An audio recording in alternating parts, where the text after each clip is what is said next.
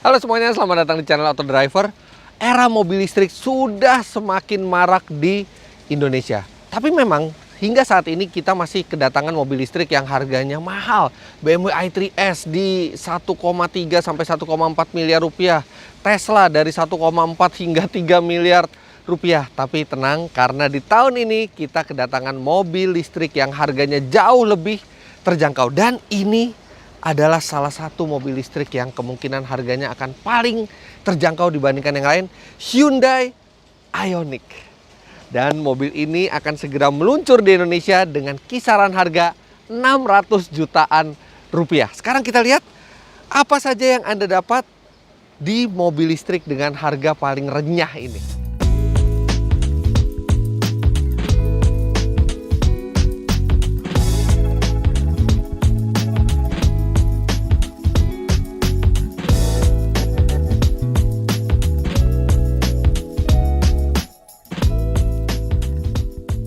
Secara desain, Hyundai Ioniq ini tidak berusaha untuk terlihat futuristis, malah dia terlihat seperti mobil biasa. Misalnya kalau kita bandingkan dengan BMW i3S, itu yang futuristis sekali, atau Tesla dengan model-modelnya seperti model X, yang benar-benar seperti di depan zaman kita sekarang. Tapi ini dia seperti liftback biasa, dia bentuknya liftback, dan mobil ini selain listrik, itu tersedia juga dalam varian hybrid serta plug-in hybrid, tapi itu hanya di luar negeri. Di Indonesia kita dapat benar-benar yang top of the line-nya, yaitu pure electric. Jadi dari segi desain tidak akan mencolok perhatian di jalan. Ini peleknya juga pelek seperti mobil eco car, mobil yang mementingkan ramah lingkungan, pelek 16 inci dengan ban 205 profil 60. Jadi secara desain ini tidak mencolok perhatian di jalan, tapi kalau Anda lihat ini lampunya, DRL-nya, itu memang terlihat modern. Serta satu detail yang ini khas di mobil listrik adalah tanpa grill. Jadi ini grillnya tertutup semua. Desain mobil ini konvensional, jadi ini seperti kita mengendarai mobil biasa, tapi dengan penggerak masa depan. Nah, sekarang kita lihat apa yang ada di balik kap ini. Nah, di balik kap mesin ini seolah-olah seperti ada mesin konvensional, tapi ini bukan mesin konvensional sama sekali. Ini adalah mesin listrik. Dia motor listrik yang menggerakkan dua roda depan. Motor listrik ini bertenaga 134 HP, tapi torsinya yang luar biasa. Kalau mobil normal, torsi yang dihasilkan dari mesin dengan tenaga 134 HP itu mungkin torsinya sekitar ya 140, 150 Nm. Tapi mobil ini menghasilkan torsi 295 Nm. Itu khasnya motor listrik memiliki torsi yang sangat besar. Nah, mesin ini mendapatkan energinya dari baterai sebesar 38,3 kWh. Jadi ini baterainya cukup besar, diklaim ini bisa menempuh jarak di atas 300 km sekali mengisi listrik penuh. Serta kalau Anda ada kekhawatiran mengenai baterai, Hyundai memberi garansi sangat panjang untuk baterainya. Bahkan kalau di luar negeri itu bisa mencapai 8 tahun. Salah satu kenapa mereka itu sangat yakin dengan keawetan baterainya, karena mobil ini menggunakan pendingin. Jadi ada radiator, ada air radiator, dan ini digunakan untuk mendinginkan bukan hanya motor listriknya, tapi juga mendinginkan baterainya. Sehingga baterai itu suhunya lebih terjaga di suhu optimalnya dan lebih awet. Lantas satu yang menarik, ini mesin listrik, semuanya listrik, tidak ada mesin bensin sama sekali, tapi masih ada aki 12 volt. Pasti Anda bertanya, buat apa? Sedangkan kita punya baterai yang sangat besar yang bahkan bisa menggerakkan mobil, kenapa masih butuh aki kecil 40 ampere hour 12 volt? Itu karena sebagian besar peranti elektronik di mobil itu masih sharing platform dengan mobil biasa, sehingga masih menggunakan listrik 12 volt, sehingga lebih friendly juga buat kita, ada soket 12 volt di dalam. Sedangkan listrik yang dihasilkan oleh motor listriknya ini memakai high voltage, jadi voltasenya sudah bukan 12 volt lagi, sehingga tidak cocok untuk beberapa peranti elektronik di dalam. Makanya kenapa masih ada satu aki kecil ini. Tapi ya, aki itu hanya untuk peranti elektronik, tidak untuk menstarter mobil, karena mobil ini tidak perlu di starter dan ini sudah pure listrik. Dan melihat jangkauannya yang hingga di atas 300 km, maka mobil ini bisa menghilangkan rasa was-was akan jarak tempuh. Oke, memang mobil ini bukan dirancang untuk keluar kota, karena untuk keluar kota itu butuh stasiun pengisian mungkin di rest area, tapi dengan 300 km Anda bisa berjalan di dalam kota secara nyaman dan secara aman, tidak khawatir baterainya akan habis, karena jarang sekali kita berjalan di dalam kota itu lebih dari 300 km. Di dalam kap mesin ini juga sudah ada material peredam, walaupun ya sebenarnya buat apa ya, karena nggak ada suara dari mesin juga. Oke, sekarang kita lihat bagian belakangnya. Di bagian belakang ini lebih menarik dibandingkan bagian samping atau depan, karena dia ada bagasi dengan kaca terpisah. Nah, kaca ini akan membantu visibilitas melalui spion kalau Anda melihat ke belakang, karena memang buritannya ini agak tinggi. Kemudian ada elektrik di sini yang jelas memberitahukan ke orang-orang di belakang Anda bahwa Anda mengendarai sebuah mobil listrik. Nama Ioniq sendiri itu diambil dari paduan dua kata, yaitu ion. Ion, kita tahu kalau di listrik itu ada ion positif, ion negatif, ion dan unik. Jadi ini mobil listrik yang unik, kira-kira begitu artinya. Nah, sekarang kita buka bagasinya. Bagasinya belum elektrik ya. Oke. Ini kapasitasnya lumayan besar, jadi lumayan panjang ke dalam, tapi memang tidak terlalu dalam karena di bawah sini ada baterai. Jadi di bawah sini sudah penuh, tidak ada ban serep juga, Anda hanya diberikan tire mobility kit. Tapi itu nggak apa-apa karena zaman sekarang memang orang sudah jarang menggunakan ban serep, hanya tire repair kit seperti ini. Kemudian di bagasi ini Anda akan menemukan satu kotak yang isinya adalah portable charger. Nah, inilah yang digunakan untuk mengisi daya dari Ioniq di rumah. Sayangnya memang ketika Anda membeli mobil ini pada saat launching nanti, mungkin sekitar di bulan November, Anda hanya mendapatkan portable charger. Artinya Anda secara maksimal hanya bisa mengecharge 2400 watt di rumah. Artinya dengan baterai 38,3 kWh, kalau misalnya baterainya habis total dengan daya hanya 2400 watt untuk mengecharge, maka Anda bisa membutuhkan waktu di atas 15 jam untuk mengecharge-nya sampai penuh lagi. Tapi memang itu jarang terjadi karena biasanya kita setiap hari itu hanya berkendara mungkin sekitar 100 sampai 150 km dengan konsumsi listriknya diperkirakan itu hanya akan menghabiskan mungkin maksimal 20 kWh, dan dengan di charge 2400 watt artinya 8 sampai 9 jam itu sudah penuh lagi, dan itu sama dengan waktu tidur kita. Jadi portable charger ini sebenarnya cukup. Toh sebenarnya mobil ini itu bukan diperuntukkan sebagai mobil satu-satunya. Bahkan mungkin mobil kedua, ketiga, atau mobil keempat. Mungkin Anda juga punya mobil lainnya, sehingga ketika listriknya benar-benar kosong dan membutuhkan waktu mungkin sampai 20 jam untuk mengecharge, Anda bisa menggunakan mobil lain lagi. Nah, tapi kalau misalnya Anda ingin charger yang kuat, mobil ini support bahkan sampai fast charger dengan DC yang bisa mengecharge mobil ini dari 0 sampai 100% tidak sampai 1 jam. Tapi itu Anda harus membeli lagi dari third party yang kami yakin juga tidak lama lagi akan banyak dipasarkan di Indonesia. Namun pengalaman kami menggunakan portable charger ini sangat cukup. Biasanya saya berkendara setiap hari menggunakan mobil ini untuk aktivitas normal. Sampai rumah biasanya itu membutuhkan 6 sampai 7 jam untuk mengecharge sampai penuh. Jadi begitu sampai rumah saya tinggal colok, pagi-pagi sudah penuh lagi. Sangat jarang saya menghabiskan baterainya sampai 100% untuk kegiatan normal. Sekarang kita lihat bagian dalam.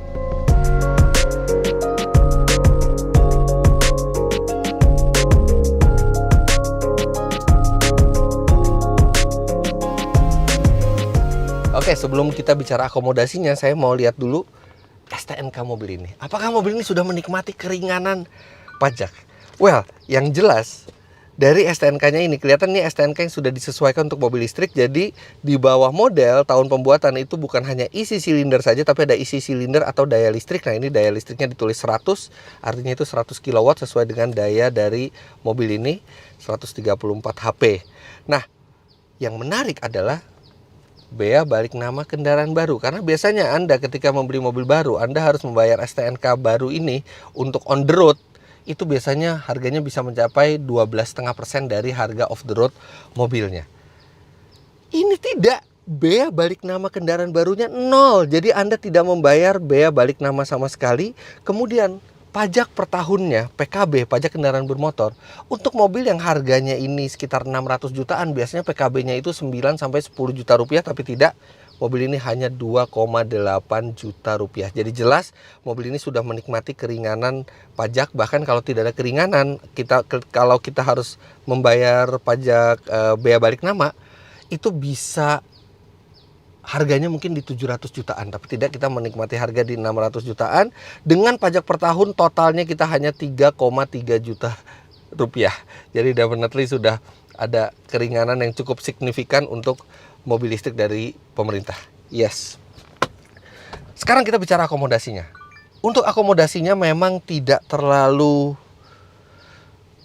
lega, bahkan terasa agak sempit. Lihat aja, ini telapak kaki saya saja sangat sulit untuk masuk ke bagian bawah dari jok depan. Kemudian ini posisi berkendara ideal saya tingginya 177 cm dan ya paling tinggal 3 atau 4 cm tersisa di ruang kakinya.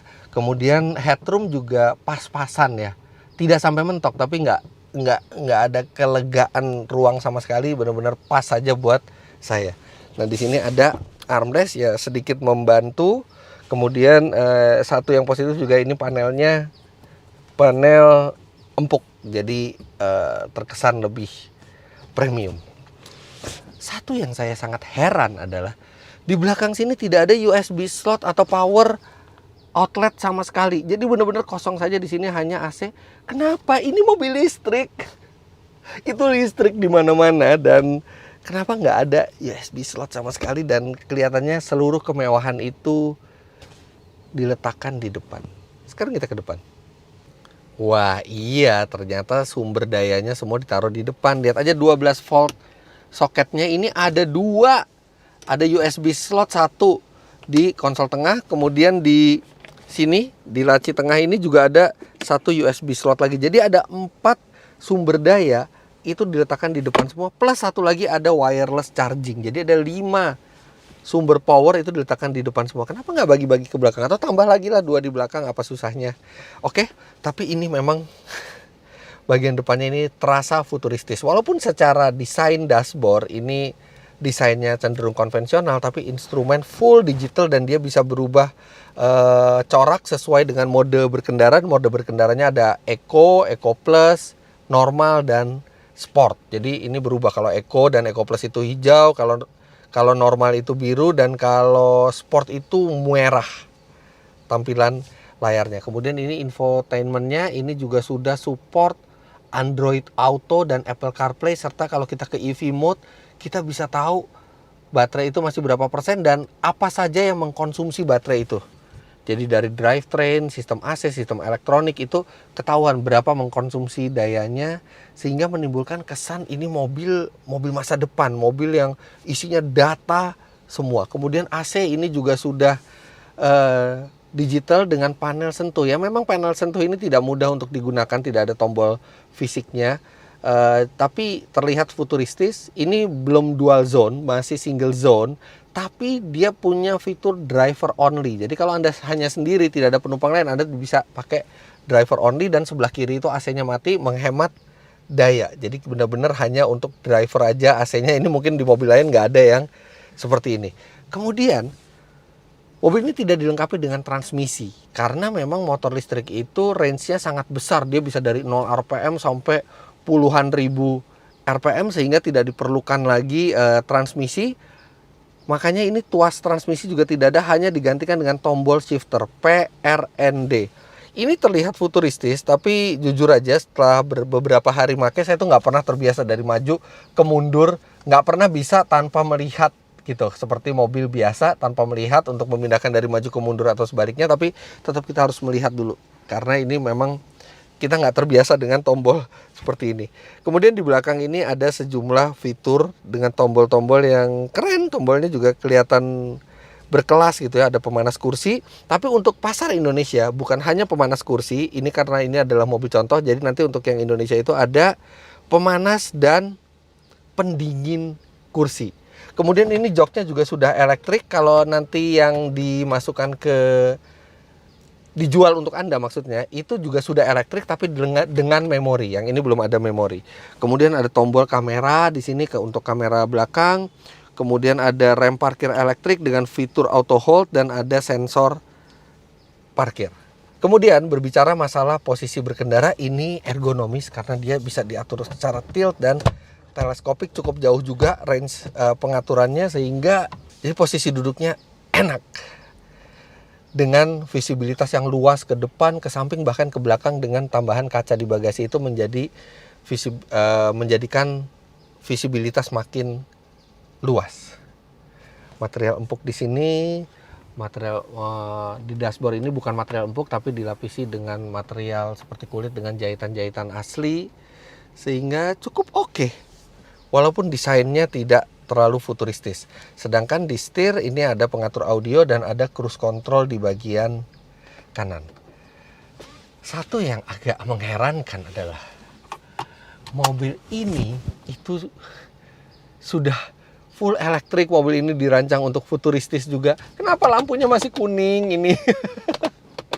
Kenapa nggak LED sekalian biar senada dengan lampu depan dan lampu belakangnya? Kalau saya beli ini harus diganti LED nih biar suasananya menjadi lebih masa depan. Nice. Sekarang kita akan langsung berjalan. Sebelum membahas bagaimana rasa mobil ini, kami ingin membahas suara beberapa dari Anda yang menyatakan mobil listrik tidak berkontribusi untuk lingkungan karena sumber listriknya sendiri masih mengotori lingkungan.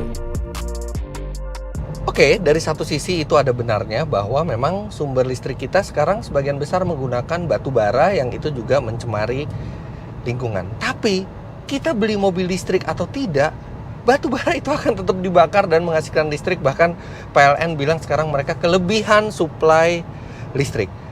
Dengan kita menggunakan mobil elektrik, setidaknya kita berkontribusi untuk udara yang lebih segar di domisili kita masing-masing. Dan kalau kita menunggu sampai sumber listriknya bersih, kapan kita mau mulai semua ini? Toh sebenarnya teknologi untuk menghasilkan listrik yang bersih itu sudah ada. Teknologi nuklir misalnya itu adalah salah satu yang terbersih, tapi masih ada concern sehingga kita tidak menyetujui itu. Tapi sudahlah, itu biarlah menjadi urusan orang-orang yang berkompeten di bidangnya. Tapi kita sebagai pemilik mobil, pengguna mobil, kontribusi kita walaupun kecil tapi cukup berarti dengan tidak membuang lebih banyak lagi polusi ke tempat tinggal kita. Sama seperti mobil listrik lainnya, Ioniq bergerak tanpa suara dan getaran. Nah, itulah memang asiknya mobil listrik. Mobil itu penggeraknya tidak ada suara, tidak ada getaran, tiba-tiba melaju aja. Jadi kalau kita pecinta mobil yang pakai mesin itu, anggap aja kayak mesin di depan ini mesin dari Rolls Royce yang suaranya nyaris tidak terdengar tanpa getaran, tiba-tiba mobil melaju. Dan selayaknya mobil listrik, mobil ini juga berakselerasi secara instan. Ini mobil tidak dibuat untuk mobil sport. Bahkan ini juga modelnya juga bukan model sport. Tapi ketika Anda injak gas, torsinya mungkin kedengarannya nggak terlalu gede, 295 Nm, tapi keluar seketika. Wah, langsung kejeduk lagi ke belakang. Wah, ada rasa sport di situ, ada rasa seperti mobil sport. Instan sekali tenaganya, dan mobil ini tidak pelan. 0 sampai 100 km per jam tuntas dalam 8,7 detik. 8 detikan. Mobil yang dari luar kelihatannya jinak, kemudian mobil listrik ternyata 8,7 detik untuk 0 sampai 100 km per jam. Ketika sudah puas berakselerasi, saatnya berdeselerasi. Mobil ini sangat senang ketika Anda mengurangi kecepatan karena dilengkapi dengan regenerative braking. Jadi ketika Anda mengangkat pedal gas atau menginjak rem, energi kinetik dari roda itu dipakai untuk memutar generator yang menghasilkan listrik, yang kemudian listriknya disimpan lagi ke baterai untuk menambah daya atau jarak tempuh lagi, sehingga benar-benar memanfaatkan energi yang biasanya terbuang sia-sia. Nah, uniknya di Hyundai Ioniq ini, level dari regenerative braking itu bisa kita setel melalui pedal shift, yang biasanya ini untuk mengoper transmisi secara manual. Di sini menjadi level regenerative braking. Kalau kita tambah level regenerative brakingnya, maka begitu kita angkat gas, mobil itu akan menimbulkan efek engine brake yang lebih keras dan membuat level pengisian baterai mobil ini juga lebih meningkat. Nah, ini cocok banget kalau misalnya kita turun panjang, daripada kita injak rem, kita mendingan tambah saja level regenerative brakingnya, sekaligus menghemat kampas rem dari sistem pengereman konvensionalnya. Kemudian ada 4 level total, level 0, level 1, level 2, level 3. Dan kalau misalnya Anda sudah pernah coba mobil listrik yang lain dan senang dengan rasa berkendara one pedal driving, di mana Anda tidak perlu menekan pedal rem sama sekali, mobil ini juga bisa. Jadi Anda tinggal angkat gas saja, dan ketika Anda mau berhenti, Anda tinggal tarik tuas pedal shift sebelah kiri, dan mobil akan melambat seperti kita mengerem normal sampai berhenti secara halus, sekaligus juga menambah level pengisian baterai plus tidak menggunakan kampas rem sama sekali. Jadi bisa one pedal only, walaupun tetap harus dibantu dengan tangan untuk saat terakhir ketika kita mau berhenti. Dengan kemampuan regenerative braking yang sangat baik dan bodi aerodinamis, konsumsi listrik mobil ini juga sangat rendah. Kami sudah mencoba beberapa mobil listrik seperti BMW i3S, Tesla Model 3, Tesla Model X. Itu tidak ada yang konsumsi listriknya sebaik mobil ini. Mobil ini itu rata-rata kami tes sendiri di Indonesia melalui macet, rute kombinasi semua, itu mencapai 9 km per kilowatt hour. Jadi satuannya bukan kilometer per liter, tapi kilometer per kilowatt hour. Dan itu sangat baik. Apalagi kalau misalnya Anda jalan di tol konstan 60 sampai 65 km per jam, bahkan dia bisa di atas 10 km per kilowatt hour. Kenapa? Karena pada saat kita macet atau kita jalan di kepadatan lalu lintas, mesin itu hanya menyalurkan energinya seperlunya. Beda dengan mesin bensin, ketika kita macet, mesin itu membakar bensin hanya untuk menyalakan mesin. Sedangkan di sini kalau misalnya kita berhenti, ya udah, mesin benar-benar cuma dipakai sedikit dayanya untuk AC dan tidak ada yang energi yang terbuang percuma. Makanya dia cukup hemat. Nah, 9 km per kWh. Sekarang kita convert ke rupiah. Mobil konvensional, anggap aja mobil konvensional itu juga 19, 110 lah kira-kira ya. 19, 110 artinya untuk 1 liter bahan bakar itu bisa berjalan 9 sampai 10 km. Dan itu artinya untuk 9 sampai 10 km membutuhkan biaya ya let's say Rp9.000. Bahan bakar seperti oktan 92 atau 95, 98. Sedangkan mobil ini untuk menempuh 9 sampai 10 km hanya membutuhkan 1 kWh, dan 1 kWh itu harganya hanya Rp1.600.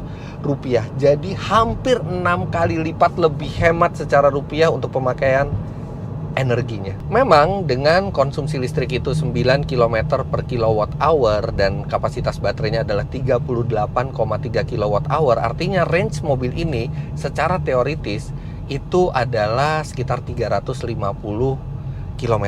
Artinya memang belum bisa untuk keluar kota yang agak jauh. Kalau mungkin cuma Bandung bolak-balik mungkin itu masih bisa. Tapi kalau misalnya dari Jakarta ke Semarang mungkin itu nggak cukup. Anda harus mengisi listrik di tengah perjalanan dan itu tidak mudah. Tapi untuk pemakaian dalam kota, mobil ini luar biasa praktisnya. Anda tidak perlu mengisi listrik di tempat khusus seperti Anda mengisi bensin di SPBU, karena sumber listrik di rumah ini adalah rumah Anda sendiri. Anda tinggal colok listrik ketika Anda sampai di rumah, kemudian tinggal tidur, istirahat. Pagi-pagi sudah bertambah energinya atau bahkan penuh. Setiap hari seperti itu Anda bagaikan memiliki SPBU sendiri. Benar-benar cara yang sangat menyenangkan dan praktis. Namun di sisi lain ada beberapa hal yang agak mengganggu di mobil ini. Yang pertama, kualitas bantingan dan handling dari mobil ini biasa aja. Tidak seperti mobil yang harganya 600 juta rupiah lebih. Ya oke lah, tidak terlalu keras, tidak terlalu empuk, lebih ke arah keras. Kemudian handlingnya cukup presisi tapi bukan yang sangat sigap. Karena memang mobil ini mahal bukan untuk sasisnya atau suspensinya, tapi mobil ini mahal memang untuk penggerak listrik dan baterainya. Jadi ya mobilnya harga 600 juta rupiah lebih, tapi rasanya tidak seperti sedan 600 juta rupiah. Kemudian hal kedua adalah kebisingannya. Kebisingan ban itu terasa sekali di dalam. Ya mungkin juga karena tidak ada lagi suara mesin yang biasanya bisa menutupi suara ban, tapi jadi suara bannya ini terdengar lebih jelas di mobil ini. Apalagi kalau menurut penilaian kami, tipe ban yang digunakan ini juga bukan ban yang hening, jadi dia masih agak bersuara dan mungkin harus ditambah sedikit peredam lagi untuk pengalaman berkendara yang lebih nyaman. Kemudian hal berikutnya yang masih kurang di mobil ini adalah belum dilengkapi dengan adaptive cruise control, yang mana biasanya mobil elektrik itu sekarang sudah menggunakan. Nissan Kicks saja yang harganya di 400 jutaan sudah menggunakan adaptive cruise control, karena itu fitur yang sangat berguna untuk Indonesia, tapi mobil ini belum ada. Serta ketika Anda membeli mobil ini, Anda hanya mendapatkan AC portable charger. Anda tidak mendapatkan fast charger, walaupun mobil ini bisa fast charger sampai 50.000 watt, sehingga ngecharge dari 0 sampai penuh itu tidak sampai 1 jam, walaupun mobil ini sudah support, tapi belum dapat chargernya. Anda hanya mendapatkan satu portable charger yang itu kapasitas maksimal pengecasannya hanya 2400 watt kira-kira. Ya memang cukup lah kalau Anda sambil ngecharge sambil tidur, tapi Anda tidak bisa ngecharge secara cepat. Dan untuk mendapatkan charger yang cepat atau fast charger, Anda harus membeli charger dari pihak ketiga. Cukup untuk untuk sebagian besar penggunaan kita atas mobil ini tuh cukup sebenarnya AC portable charger itu. Cuman kadang-kadang kan mungkin pengen ngecharge yang cepat, ya tidak diberi. Beda dengan yang merek premium seperti BMW i3S atau Tesla, mereka punya fast charger yang bisa dipasang di rumah. Ya ada harga, ada rupa. Namun tidak bisa dipungkiri, walaupun memiliki harga terendah dibandingkan mobil listrik lainnya, Hyundai Ioniq ini cukup advance. Ya mobil ini instrumennya canggih, data yang dikeluarkan oleh multi information display serta infotainmentnya juga lengkap.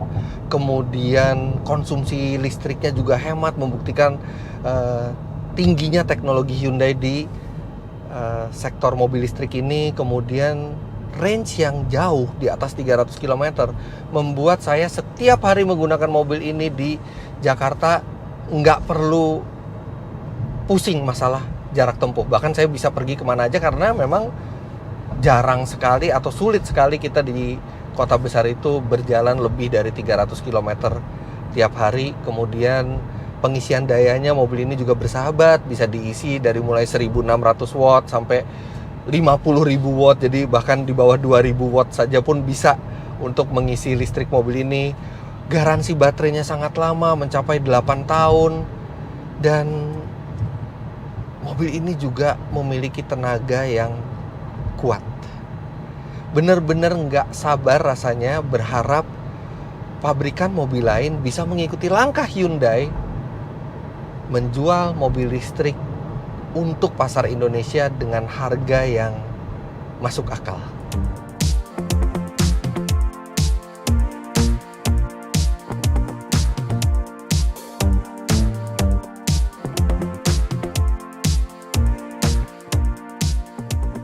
Ya, walaupun Hyundai Ioniq ini adalah salah satu mobil listrik yang paling terjangkau di Indonesia sekarang, memang harganya masih tinggi. Itu karena teknologinya teknologi baterai terutama itu masih sangat mahal. Tapi minimal dengan harga tidak sampai 700 jutaan rupiah Anda bisa mendapatkan mobil yang full elektrik. Dan ketika Anda mengendarai mobil full elektrik, itu rasanya yang didapatkan itu mirip dengan harga mobil listrik yang miliaran. Anda tetap mendapatkan mesin yang sangat halus, tanpa getaran, tanpa suara, torsi yang instan, serta yang paling menyenangkan dari sebuah mobil listrik adalah kemudahan. Yaitu ketika Anda sampai rumah, Anda tinggal charge di rumah dan bangun pagi besoknya itu sudah penuh lagi energinya tanpa perlu ke SPBU, tanpa perlu buang-buang waktu untuk isi bahan bakar sama sekali. Sama seperti mengecharge handphone. Memang pada saat ini mobil listrik belum ada yang range-nya itu hingga di atas 1000 km misalnya. Tapi untuk penggunaan sehari-hari ini sangat layak. Anda tidak akan merasakan kekhawatiran tentang jarak tempuh atau kehabisan baterai kalau Anda hanya memakai di dalam kota. Dan biaya energi yang Anda keluarkan jauh lebih kecil ketimbang mobil bensin atau bahkan diesel, serta pajak yang Anda keluarkan per tahun juga lebih kecil. Dan terpenting Anda bisa merasakan teknologi masa depan sekarang dengan harga yang tidak gila-gilaan. Jadi begitulah hasil review kami terhadap Hyundai Ioniq ini. Kami tidak sabar menunggu tes saudaranya yaitu Hyundai Kona Electric yang juga dikabarkan akan masuk ke Indonesia, dan kami juga tidak sabar menunggu merek-merek lainnya memasukkan mobil listriknya ke Indonesia sehingga akan terjadi persaingan yang lebih sehat dan lebih banyak lagi pilihan untuk kita. Jangan lupa Anda klik like bila menyukai video ini, komentar di bawah, dan subscribe ke channel Autodriver jika Anda belum.